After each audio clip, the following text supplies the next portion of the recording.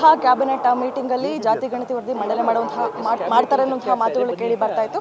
ಇದೀಗ ಈ ಒಂದು ಕ್ಯಾಬಿನೆಟ್ ಮೀಟಿಂಗಲ್ಲಿ ಏನಾಯಿತು ಅಂತ ಕೇಳಿ ತಿಳ್ಕೊಳ್ಳೋಣ. ನಮ್ಮ ಜೊತೆ ಇದೀಗ ರಾಮಲಿಂಗಾರೆಡ್ಡಿ ಅವರು ಇದ್ದಾರೆ, ಬನ್ನಿ ಮಾತಾಡ್ಸೋಣ. ಸರ್, ಇವತ್ತು ನಡೆದಂತಹ ಕ್ಯಾಬಿನೆಟ್ ಮೀಟಿಂಗಲ್ಲಿ ಏನೇನಾಯಿತು ಸರ್, ಏನೆಲ್ಲ ಚರ್ಚೆ ಆಯಿತು? ಇತ್ತಮ್ಮ, ಒಂದು 15-16 ಸಬ್ಜೆಕ್ಟ್ ಇತ್ತು.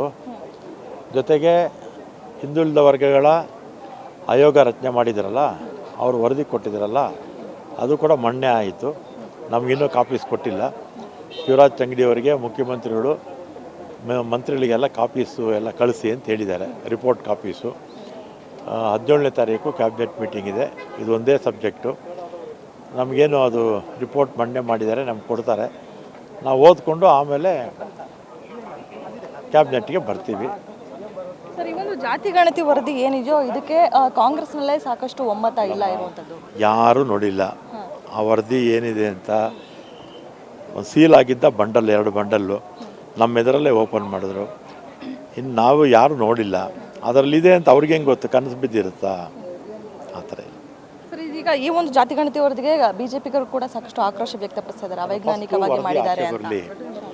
ಫಸ್ಟು ವರದಿ ಆಚೆ ಬರಲಿ.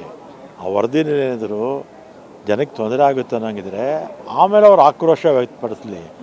ಎಲ್ಲ ಚೆನ್ನಾಗಿದ್ದರೆ ಅವರು ಸಹ ಅದನ್ನು ವೆಲ್ಕಮ್ ಮಾಡ್ತಾರೆ, ಸ್ವಾಗತ ಮಾಡ್ತಾರೆ. ನಾವು ಯಾರೂ ವರದಿನೇ ಓದಿಲ್ವಲ್ಲ, ಸುಮ್ಮನೆ ವಿರೋಧ ಪಕ್ಷ BJPಯವರು ಆಕ್ರೋಶ ವ್ಯಕ್ತಪಡಿಸ್ತಾರೆ ಅಂದರೆ ಅವರಿಗೆ ಮೊದಲೇ ತಲೆಯಲ್ಲಿ ಇದ್ರ ವಿರುದ್ಧ ಅಂತ ಅವ್ರ ಅರ್ಥ ಆಗುತ್ತೆ ಅಷ್ಟೇ. ಅಲ್ಲ ಸರ್, ಸ್ವತಃ ಕಾಂಗ್ರೆಸ್ನಲ್ಲೇ ಒಮ್ಮತ ಇಲ್ಲ ಅನ್ನುವಂಥದ್ದು ಈ ಒಂದು ಜಾತಿ ಗಣತಿ ವರದಿಗೆ. ಜಾತಿ ವರದಿ ಯಾರೂ ಓದಿಲ್ಲಮ್ಮ, ನನ್ನೂ ಸೇರಿಸಿ. ಯಾರು ಕಾಂತರಾಜ್ ಅವರು ಬಿಟ್ಟರೆ ಇನ್ಯಾರಿಗೂ ಗೊತ್ತಿಲ್ಲ ಅಲ್ವಾ? ಓದ್ಮೇಲೆ ತಾನೇ ಗೊತ್ತಾಗೋದು.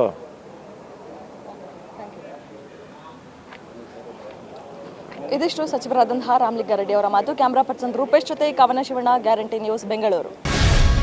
ಗ್ಯಾರಂಟಿ ನ್ಯೂಸ್, ಸುದ್ದಿ ಖಚಿತ, ನ್ಯಾಯ ನಿಶ್ಚಿತ.